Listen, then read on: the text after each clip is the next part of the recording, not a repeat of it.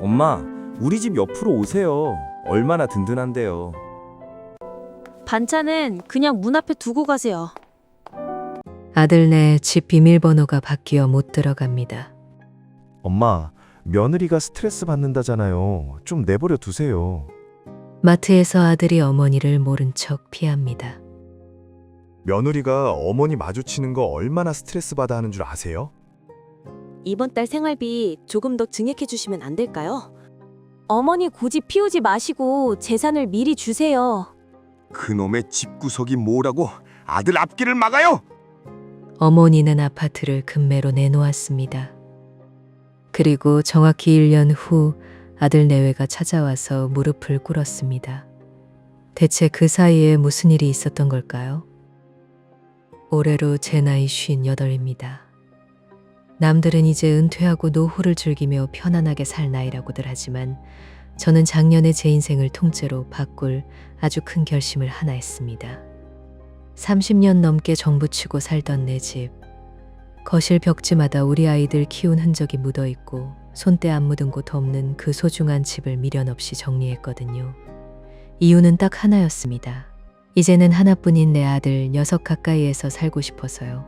낡은 대문을 나설 때 가슴 한구석이 아릿했지만 아들 얼굴 매일 볼 수 있다는 설렘에 억지로 웃으며 이삿짐 트럭에 몸을 실었습니다. 사실 주위에서는 다들 도시락 싸들고 다니며 말렸습니다. 요즘 애들은 우리 때랑 달라. 괜히 가까이 갔다가 더 서운해질 수도 있어. 자식도 거리가 있어야 효자가 되는 법이야. 친구들이 입을 모아 저를 붙잡더군요. 그 말이 계속 가슴 한구석에 가시처럼 걸리긴 했지만 제 고집을 꺾을 수는 없었습니다. 이제 손주 녀석이 초등학교에 들어간다는데 맞벌이하며 헐떡이는 아들 내외가 얼마나 힘들까 싶어 그저 제가 조금이라도 보탬이 되고 싶었습니다. 그게 부모의 마음 아니겠습니까? 내가 가서 따끈한 반찬도 좀 해주고 애들 퇴근 늦을 때 손주 녀석 간식도 챙겨주고 병원 갈 일 생기면 잠깐이라도 맡아주면 그게 이 나이에 해줄 수 있는 마지막 역할이라고 굳게 믿었습니다. 정들었던 동네, 아프면 달려가던 단골 병원, 눈 감고도 찾아가던 마트까지 다 버리고 연고도 없는 곳으로 떠나는 길. 무섭기도 했지만 마음 한쪽은 붕 떠 있었습니다. 엄마 오면 우리가 얼마나 든든한데 하던 아들의 그 살가운 전화 한 통이 제 온 세상이나 다름없었으니까요. 이사 당일 새 아파트 거실에 앉아 창밖을 보는데 저 멀리 아들네 베란다가 눈에 들어오더라고요. 아이고, 저기서 내 새끼가 살고 있구나 싶어서 혼자 배시시 웃음이 났습니다. 온종일 짐 정리하느라 손가락 끝이 다 갈라지고 허리가 끊어질 듯 아픈데도 하나도 고단한 줄을 몰랐습니다. 며느리가 이삿날이라고 잠깐 들러서 어머니, 이제 자주 뵙겠네요. 저 정말 든든해요. 하며 제 손을 꼭 잡아주는데 그 따뜻한 온기에 내 선택이 틀리지 않았구나 싶어 콧날이 다시 큰해졌습니다. 그날 밤 낯선 집에서 혼자 잠을 청하는데도 입가에는 미소가 떠나질 않았습니다. 내일은 시장에 가서 아들이 좋아하는 소고기 묵국거리랑 며느리가 좋아하는 나물들을 잔뜩 사와야지. 손주 녀석 줄 간식은 뭐가 좋을까? 그런 기분 좋은 고민을 하느라 꼬박밤을 새웠지요. 평생 식당 일이며 파출부 일이며 안 해본 것 없이 사느라 제 인생은 없었는데 이제야 진짜 행복이 시작되는 줄 알았습니다. 그 설렘이 독이 든 사과인 줄은 꿈에도 모른 채 저는 그저 아들 집 불빛만 쳐다봤습니다. 이사 오고 처음 한 달은 정말 꿈만 같았습니다. 이틀이 멀다 하고 아들네 식구들 좋아할 만한 반찬들을 바리바리 싸들고 그 집 문턱을 넘나들었죠. 애미야, 이거 냉장고에 넣어뒀다. 애랑 같이 먹어라 하며 건네주면 며느리도 웃으며 저를 반겼습니다. 마트 갈 때도 며느리랑 팔짱 끼고 어머니, 이게 요즘 마시는 거래요. 하는 소리를 들으니 고생하며 집 한 돈으로 여기까지 온 보람이 있구나 싶었습니다. 친구들이 전화로 거기 좋냐 물으면 입이 귀에 걸려 자랑하기 바빴지요. 그런데 말입니다. 그 행복이 딱 한 달을 못 가더라고요. 분명히 전날까지도 상냥하던 며느리 태도가 조금씩 미묘하게 변하는 게 피부로 느껴졌습니다. 반찬을 좀 넉넉히 해서 애미야, 국을 좀 만들었는데 식기 전에 갖다 줄까? 하고 전화를 하면 예전처럼 어머니, 얼른 오세요. 라는 말이 나오질 않습니다. 어머니, 저희 오늘 좀 바빠서요. 그냥 문 앞에 두고 가시면 안 될까요? 라는 말이 돌아오기 시작하는데 그 목소리가 어찌나 차갑고 딱딱한지 제 가슴을 서늘하게 쓸고 지나갔습니다. 처음 한두 번은 진짜 바쁜가 보다 싶어 시키는 대로 현관 손잡이에 비닐봉지를 걸어두고 돌아섰습니다. 엘리베이터 거울에 비친 제 초라한 모습이 왠지 낯설어 보여 내가 지금 여기서 뭐 하고 있나 싶은 생각이 문득 들더군요. 그런데 며칠 뒤에 아들 집에 우연히 가보니 제가 정성껏 해다 바친 반찬이 음식물 쓰레기 봉투 안에 버려져 있는 게 아니겠어요? 반찬통은 한쪽에 놓여 있고요. 손이 부들부들 떨리고 눈앞이 캄캄해지는데 차마 아들한테 말도 못하고 혼자 가슴을 쳤습니다. 결정적으로 가슴이 무너진 건 아들네 집 비밀번호가 바뀐 날이었습니다. 손주 녀석 좋아하는 간식 좀 넣어두려고 평소처럼 번호를 누르는데 삑삑거리는 경고음만 들리고 문이 안 열리더라고요. 당황해서 며느리에게 전화를 하니 아주 담담하게 그러더군요. 어머니, 저희도 사생활이 있잖아요. 죄송한데 앞으로 오실 땐 꼭 미리 연락해 주셨으면 해서 바꿨어요. 비번 공유는 좀 불편해서요. 그 불편하다는 말 한마디가 제 가슴에 대못을 박았습니다. 내가 도둑도 아니고 내 자식 밥 먹이러 가는 건데 말이죠. 아들 녀석은 한술 더 떴습니다. 철이야, 비번까지 바꾸는 건 좀 너무하지 않니? 내가 언제 방해했다고 그러니? 하고 섭섭함을 내비치니 아들은 한숨을 푹 내쉬며 제 탓을 하더라고요. 엄마, 제발 좀. 며느리가 스트레스 받는다잖아요. 가까이 산다고 꼭 매일 봐야 하는 건 아니잖아요. 우리 좀 내버려 두세요. 그 차가운 목소리를 들을 때면 30년 살던 집을 왜 팔았나, 친구들 다 있는 그 동네를 왜 떠나왔나 싶어 밤마다 베개 이틀 적시며 후회했습니다. 정말 억장이 무너졌지요. 사건은 어느 토요일 오후 단지 내 대형마트에서 터졌습니다. 저녁에 된장찌개라도 끓여 먹으려고 배추 한 포기 들고 줄을 서 있는데 저 멀리서 너무나 익숙한 얼굴이 보이더라고요. 우리 아들이었습니다. 반가운 마음에 나도 모르게 철이야 하고 이름을 크게 불렀지요.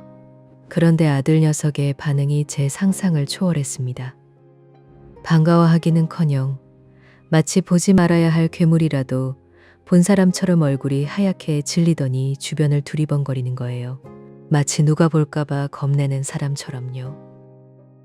아들은 제 곁으로 다가와서 아주 낮고 신경질적인 목소리로 뱉었습니다. 엄마, 여기 왜 왔어요? 제발 연락 좀 하고 오시라니까요. 저는 당황해서 나야 장 보러 왔지. 너는 왜 이렇게 화를 내니? 라고 물었습니다. 그랬더니 아들이 혀를 차며 그러더군요. 며느리가 어머니 마주치는 거 얼마나 스트레스 받아 하는 줄 아세요? 같은 동네 산다고 이렇게 자꾸 마주치면 저희 진짜 이사 갈 거예요. 그 넓은 마트 한복판에서 자식한테 짐작 취급을 당하는데 다리가 후들거리고 세상이 빙글빙글 돌았습니다.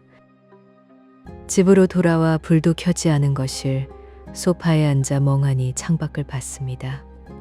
저 멀리 불이 환하게 켜진 아들네 집을 보는데 마음이 처참해지더군요.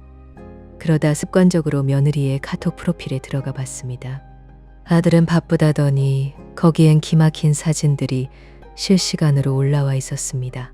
바로 그날 점심 며느리 친정 식구들을 다 불러 모아놓고 화려한 일식집에서 웃으며 파티를 하는 사진이었습니다. 친정엄마 생신 축하드려요. 역시 가족과 함께하는 시간이 최고야 라는 글귀가 눈을 찔렀습니다.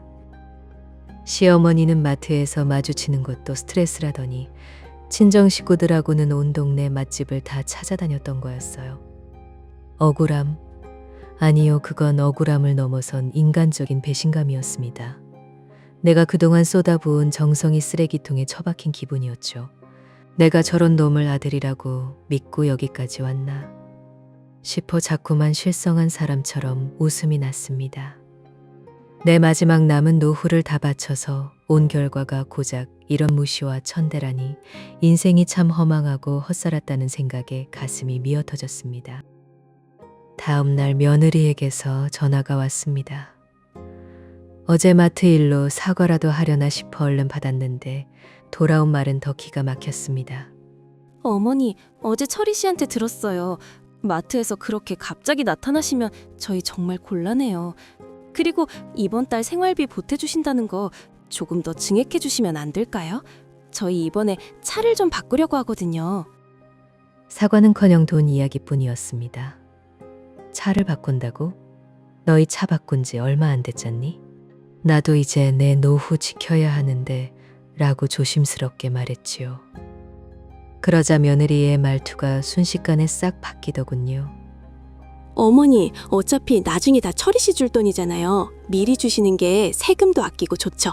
고집 피우지 마시고요. 라며 저를 가르치려 드는데 제 가슴이 철렁 하더니 분노가 머리끝까지 치밀어 올랐습니다. 나를 인간으로 보는 게 아니라 그냥 필요할 때 돈이나 꺼내 쓰는 자판기로 생각하는구나 싶었죠. 그래, 내가 너희한테는 그저 돈줄이었구나 싶은 생각이 드니까 그동안 참아왔던 모든 서러움이 분노로 바뀌기 시작했습니다.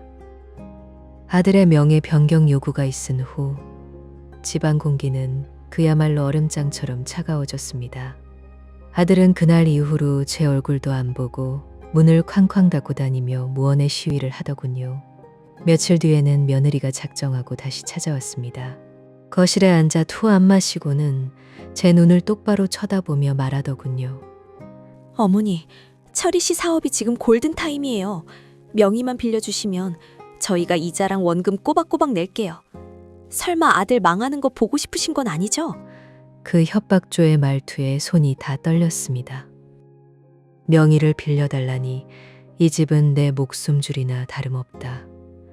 너희가 잘못되면 나는 길바닥에 나앉으라는 거니 제가 단호하게 거절하자 며느리는 피식 웃으며 비아냥거렸습니다. 어머니도 참 자식 못 믿으시면 누굴 믿으세요? 친구들한테는 아들 곁에 와서 행복하다고 자랑하시더니 정작 아들 힘들 때는 나 몰라라 하시네요. 그 말에 머리를 한 대 얻어맞은 기분이었습니다. 제가 동네방네 떠들고 다닌 행복 자랑이 이제는 저를 옥죄는 밧줄이 되어 돌아온 것이지요. 정말 비참했습니다. 그날 밤 아들이 술에 취해 들어와 거실에서 소리를 질렀습니다. 엄마, 진짜 너무하신 거 아니에요? 내가 누구 때문에 이 고생하며 사는데 엄마 노후? 내가 책임진다니까요? 그놈의 집구석이 뭐라고 아들 앞길을 막아요. 아들의 고함에 심장이 덜컥 내려앉았습니다. 58해를 살면서 단 한 번도 아들에게 그런 험한 말을 들어본 적이 없었거든요. 술 냄새와 함께 풍겨오는 아들의 배신감 섞인 목소리에 저는 그제야 정신이 번쩍 들었습니다. 아들은 이미 제가 알던 내 새끼가 아니었습니다. 그래, 이게 본심이었구나. 내가 가까이 온 게 반가웠던 게 아니라 내 주머니에 있는 돈이 탐났던 거였어. 어두운 방 안에 홀로 앉아 거울을 봤습니다.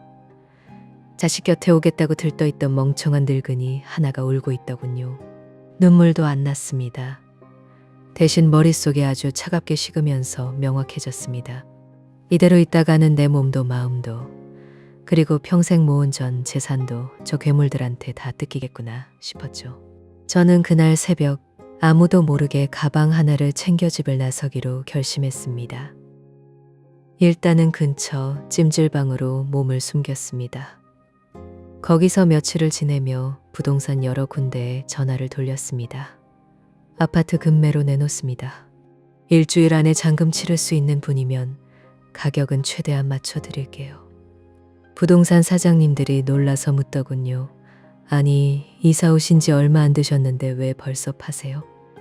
손해 많이 보실 텐데.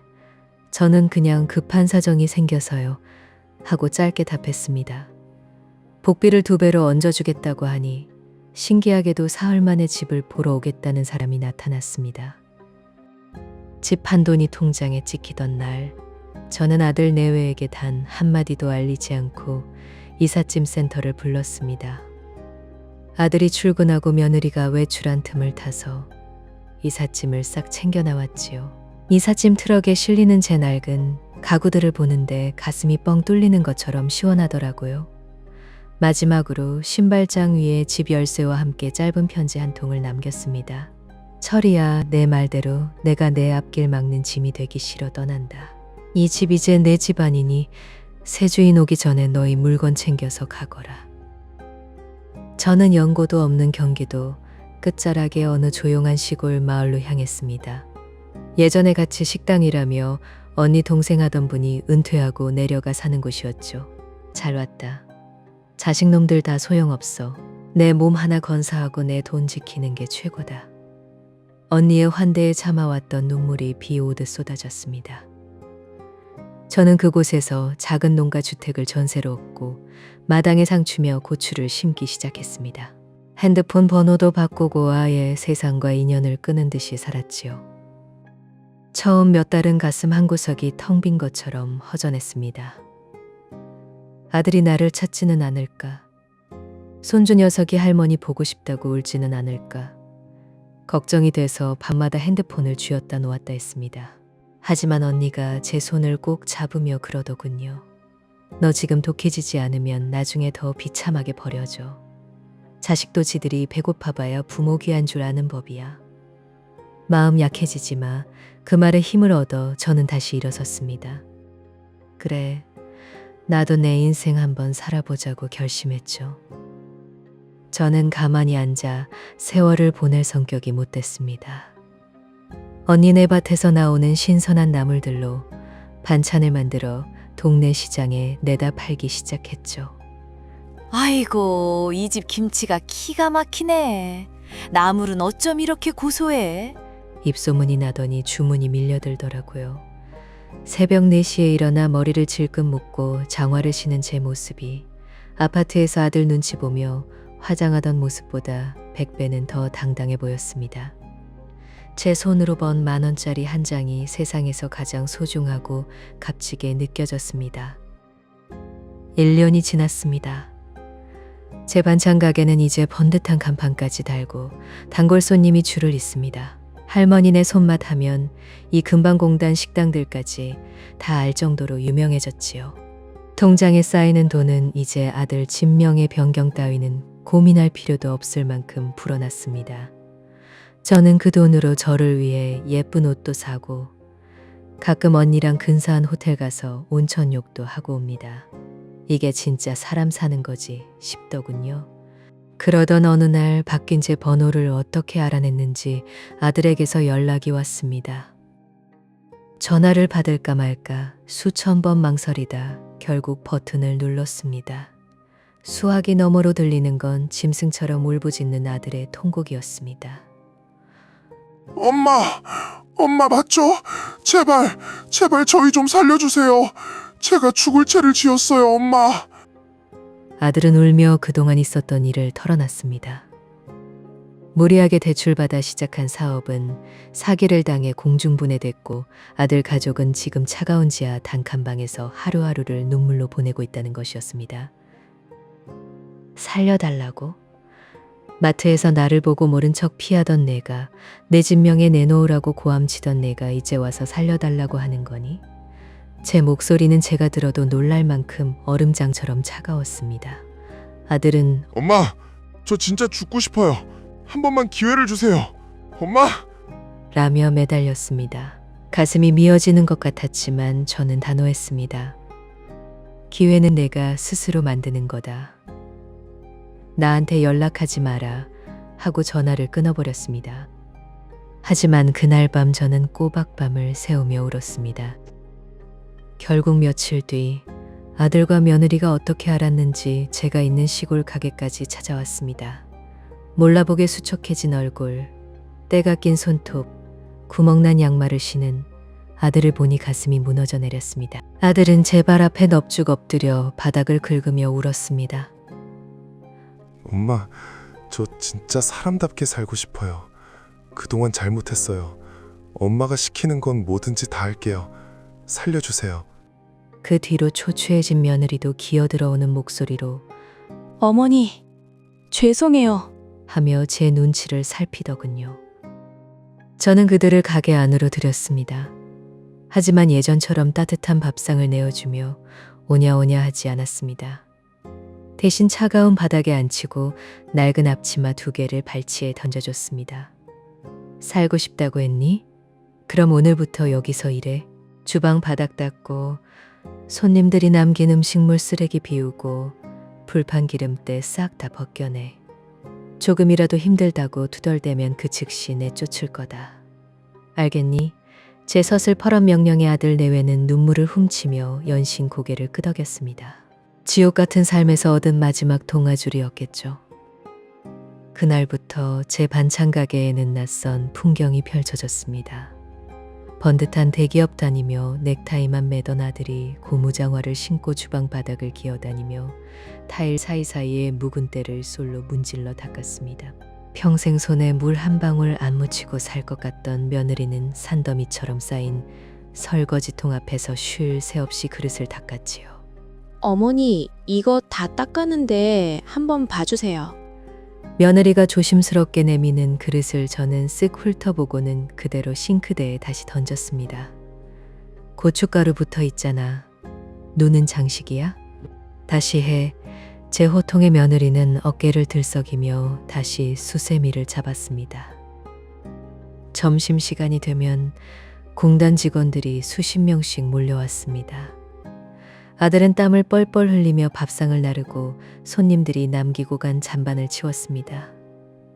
한 번은 아들이 예전 습관 못 버리고 손님 앞에서 인상을 찌푸리더군요. 엄마, 저 손님 너무 무례한 거 아니에요?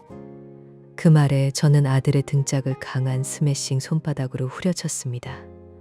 누가 내 엄마야, 사장님이라고 불러. 그리고 내가 무시하던 그 손님이 주는 돈으로 내 목구멍에 풀칠하는 거야.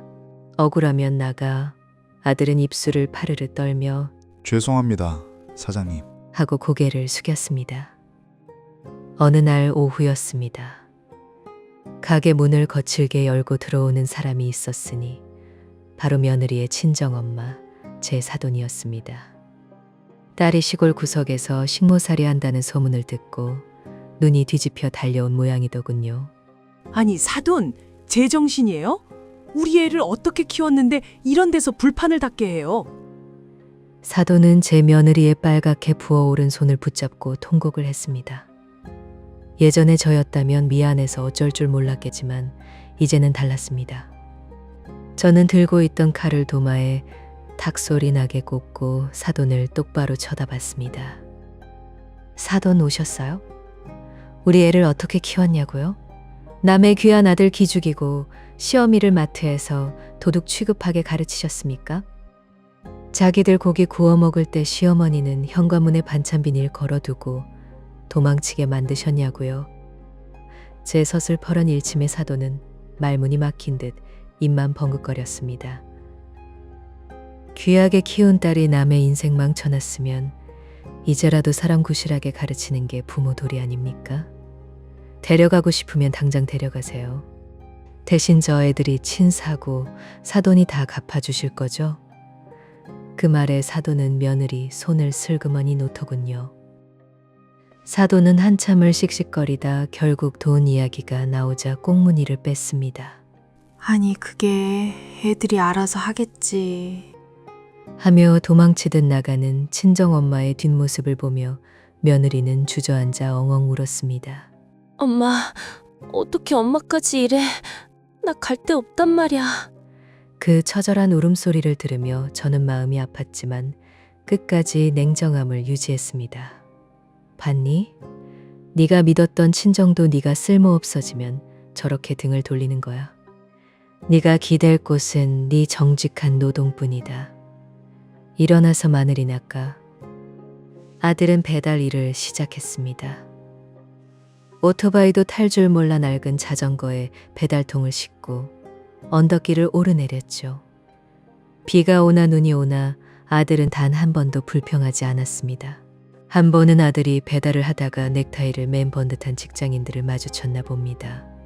번듯한 양복을 입은 직장인들 사이에서 땀에 찌든 옷을 입고 자전거를 타는 아들의 모습. 아들은 구석에서 한참을 울다 돌아왔더군요. 저는 아들에게 따뜻한 수건을 건네며 말했습니다. 창피하니? 정직하게 땀 흘려 돈 버는 게 왜 창피해? 남의 돈 등쳐먹고 엄마 가슴 대못 박던 그때가 100배는 더 창피한 거야. 저녁 장사가 끝나고 깊은 밤이 되면 저는 아들과 며느리를 불러놓고 장부를 펴게 했습니다. 오늘 너희가 번 수익에서 재료비 빼고 너희 숙식비 빼고 남은 돈은 전부 너희 빚 갚는 통장에 넣었다. 여기 도장 찍어. 10원짜리 하나까지 철저하게 계산하는 제 모습에 아들은 혀를 내둘렀습니다. 엄마, 정말 독해지셨네요. 아들의 말에 저는 피식 웃었습니다. 독해져야 산다. 내가 너희한테 물러터졌을 때 결과가 어땠는지 잊었니?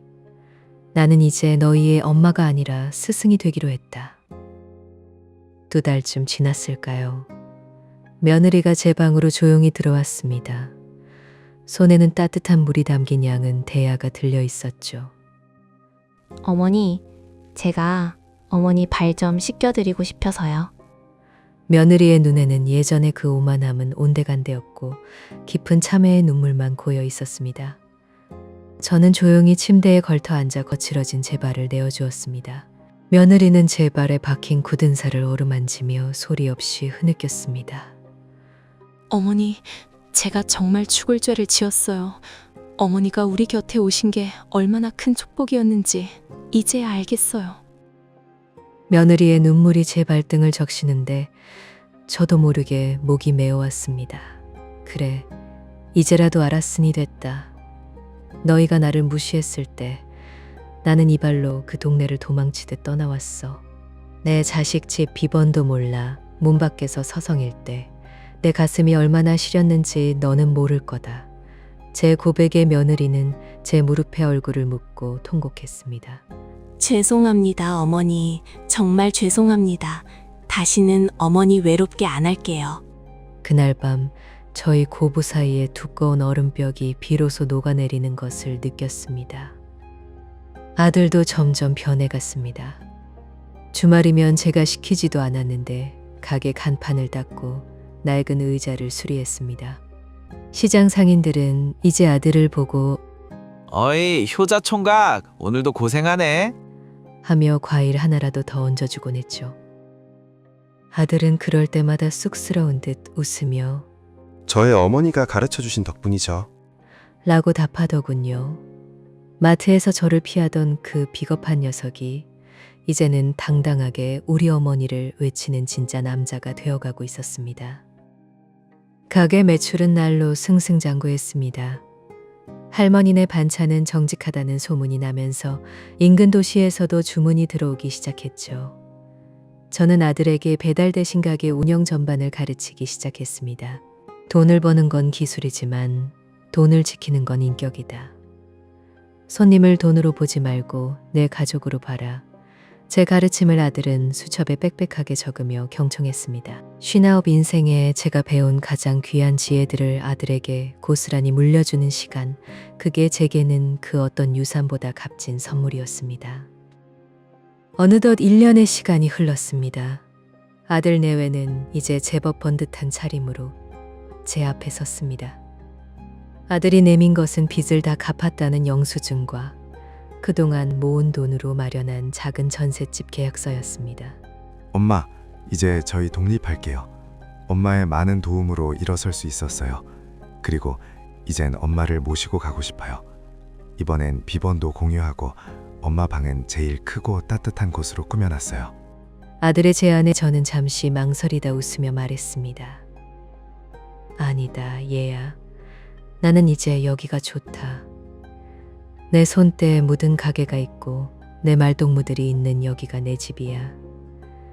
너희는 너희 인생을 살아라. 대신 주말마다 손주 녀석 데리고 밥 먹으러 오너라. 내가 세상에서 제일 맛있는 소고기 묵국 끓여놓고 기다리마. 제 거절에 아들은 서운한 기색도 잠시 그럼요, 엄마. 매주 올게요. 아니, 매일 전화할게요. 하며 제 어깨를 꼭 안아주었습니다. 이제야 저희는 적당한 거리를 두고 서로를 존중하는 진짜 가족이 된 것입니다. 며느리도 제 손을 꼭 잡으며 약속했습니다. 어머니, 저 이번에 한식 요리사 자격증 땄어요. 어머니 손맛 이어받아서 제가 이 가게 지킬게요. 어머니는 이제 예쁜 옷 입고 여행 다니세요. 며느리의 진심 어린 말에 저는 처음으로 큰 소리로 웃었습니다. 오냐, 그럼 내 노후는 이제 내가 책임지는 거다. 제 농담에 우리 세 식구는 가게가 떠나가라 웃음꽃을 피웠습니다. 비 온 뒤에 땅이 굳는다는 말, 그게 우리 가족을 두고 하는 말이었나 봅니다. 여러분, 자식에게 모든 것을 내어주지 마세요. 부모가 자신을 잃어버리는 순간 자식도 부모를 잃게 됩니다. 자식에게 대접받고 싶다면 먼저 나 자신을 대접하세요. 제가 58배 정든 집을 팔고 아들 곁으로 간 것은 실수였을지 모르지만 그 실수를 통해 저는 저 자신을 되찾았습니다. 자식은 가르치는 것이지 받들어 모시는 대상이 아닙니다. 내가 바로 서야 자식도 나를 우러러 본다는 그 평범한 진리를 꼭 기억하세요. 이제 제 가게 앞마당에는 제가 제일 좋아하는 수국이 활짝 피었습니다. 아들이 퇴근길에 사온 꽃씨들이 이제는 제법 재구실을 하며 향기를 내뿜네요. 저는 매일 아침 그 꽃들에게 물을 주며 생각합니다. 할머니야, 너 참 잘 살았다. 고생 많았다 하고요. 자식 때문에 눈물 흘리는 어머니들, 당장 수저를 놓으세요. 그리고 밖으로 나가 본인을 위한 예쁜 구두 한 켤레부터 사세요. 여러분의 인생은 지금부터가 진짜 시작입니다. 사건이 있은 후로 동네 언니들이 제게 비결을 묻곤 합니다. 그 불효자 녀석을 어떻게 저렇게 효자로 만들었어? 나도 좀 알려줘. 그럼 저는 그냥 싱긋 웃으며 말합니다. 언니, 자식한테 밥 해주지 말고 밥벌이를 가르쳐. 그리고 사랑한다는 말 대신 존중받는 법을 보여줘. 그게 제일 빠른 길이야. 제 말에 언니들은 고개를 끄덕이며 하나둘씩 자기 인생을 찾아가기 시작했습니다. 우리 나이대는 이제는 누군가의 엄마가 아닌 내 이름 석자로 불릴 때잖아요. 마지막으로 제 아들과 며느리에게 한마디 하고 싶네요. 철이야, 그리고 애미야. 부족한 엄마 믿고 따라와줘서 고맙다. 너희가 흘린 그 땀방울이 너희 인생의 가장 큰 재산이 될 거야. 엄마는 이제 걱정 안 한다. 너희가 어디서든 뿌리 내리고 잘 살 거라는 걸 믿으니까. 이 말을 내뱉는 순간 제 가슴 속의 마지막 응어리까지 시원하게 씻겨나가는 기분이었습니다. 진정한 용서는 자식을 받아주는 게 아니라 자식을 독립시키는 것임을 깨달았습니다. 시청자 여러분, 제 긴 이야기 끝까지 함께 해주셔서 진심으로 고맙습니다. 억울하고 서러운 일 많으시겠지만 결국 정의는 승리하고 진심은 통하는 법입니다. 오늘 밤은 부디 무거운 짐 다 내려놓으시고 편안한 하루 되시길 바랍니다. 내일 아침엔 거울 속에 자신을 보며 사랑한다고 꼭 말해주시고요. 여러분의 찬란한 인생 이막을 저 할머니가 온 마음을 다해 응원하겠습니다. 자, 이제 저는 내일 팔 김치를 담그러 가야겠습니다. 아들이 소금에 절여놓은 배추가 아주 잘 절여졌네요. 며느리가 끓여준 따뜻한 차 한 잔 마시고 힘내서 버무려 보렵니다. 인생의 맛도 이 김치처럼 맵고 짜고 쓰다가도 결국엔 깊은 맛이 나는 법이니까요.